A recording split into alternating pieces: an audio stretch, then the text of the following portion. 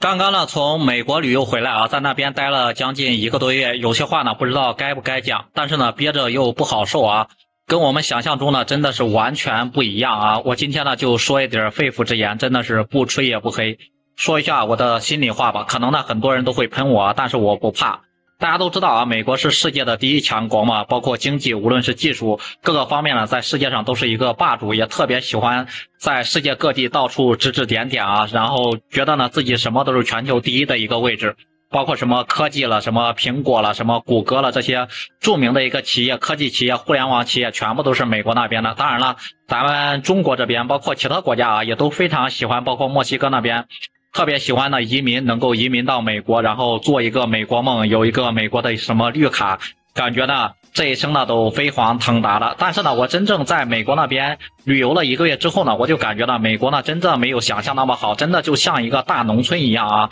这一点呢，从他们盖的房子里面就可以看得出来，真的是城市的一个基础建设，我感觉连咱们3、4线城市都赶不上啊！除了就像那种洛杉矶、那种纽约有几栋高楼大厦、有几栋标志性建筑以外呢，其他的地方基本上都是那种平房了，或者是那种非常低矮的一个房子啊，就是可能比咱们那种北上广深那种1线城市，包括武汉这边。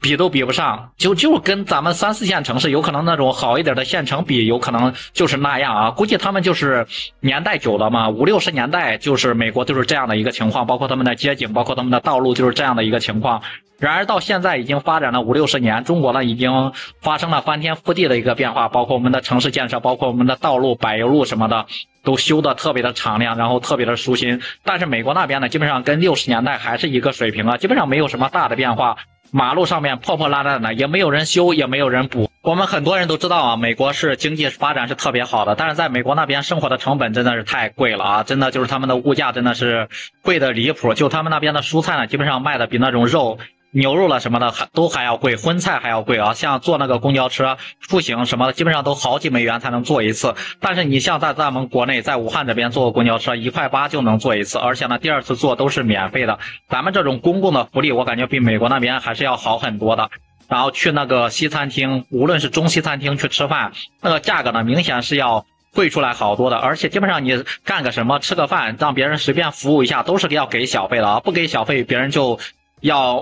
甚至要骂你，要歧视你什么的，基本上你随便出去吃个饭，没有个1、2百美金根本就解决不下来啊！我感觉真的是这个花费成本实在是太高了，关键他们也没有提供什么服务呀，就是那个人工成本真的是贵的离谱啊！而且呢，在美国那边呢，真的是贫富差距2极分化是特别严重的，就是穷的人呢真的是穷的叮当响，富的人呢那是富的流油啊，天天就是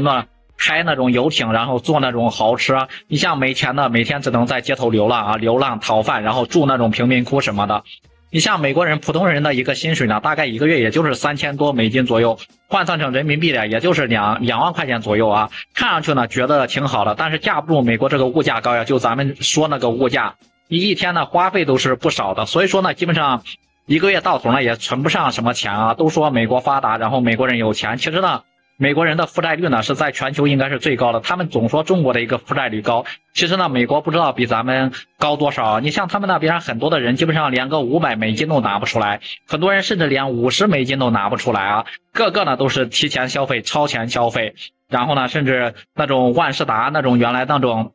信用卡不都是从美国那边流行过来吗？哪像咱们中国这边，就是家家户户基本上每个家庭存款拿个20、30万存款出来，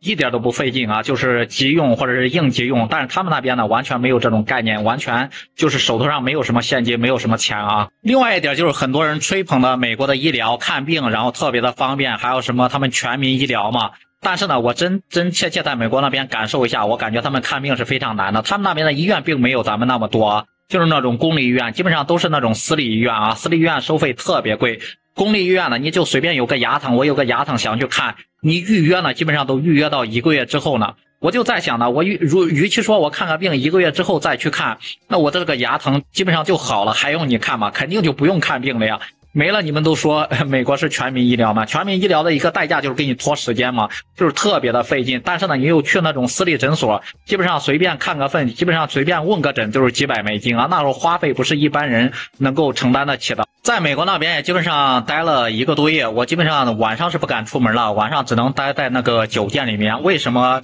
就是晚上不出门了，不像咱们中国这边晚上出去吃宵夜约朋友，然后该怎么嗨去夜店里面嗨。他们那边呢，就是晚上基本上都是那种黑人流浪汉的一个天下，基本上走在街头里面，动不动就会有那种枪响啊，我就感觉到心惊胆战的，就不敢出门嘛，就只能待在屋里面，我就生怕发生什么意外的一个事故啊。特别是你像咱们并不是本地人，并不是当地人，晚上最好是不要出门的。这一点呢，给想去美国的旅游的一个朋友还是要提个醒的啊！不知道大家呢对于美国这个国家都是怎么看的？大家如果说有时间有机会的话，愿意去美国旅游或者是去美国留学、美国工作吗？反正呢，对于我来说呢，我这次旅行之后呢，我反正是以后就是尽量不会再去了啊。一个呢，我就感觉是那种文化的一个原因啊，毕竟呢，我感觉还是接受不了那边的一个文化的。另外一个就是安全的一个问题啊。然后很多人都一直在网上说什么外国的月亮比中国圆嘛，其实真正去外国走了一圈，无论去欧洲还是去这种美国这种发达国家走了一圈，还是感觉呀咱们大中国好，还是在咱们大中国呀生活最安逸、最幸福、最舒服啊。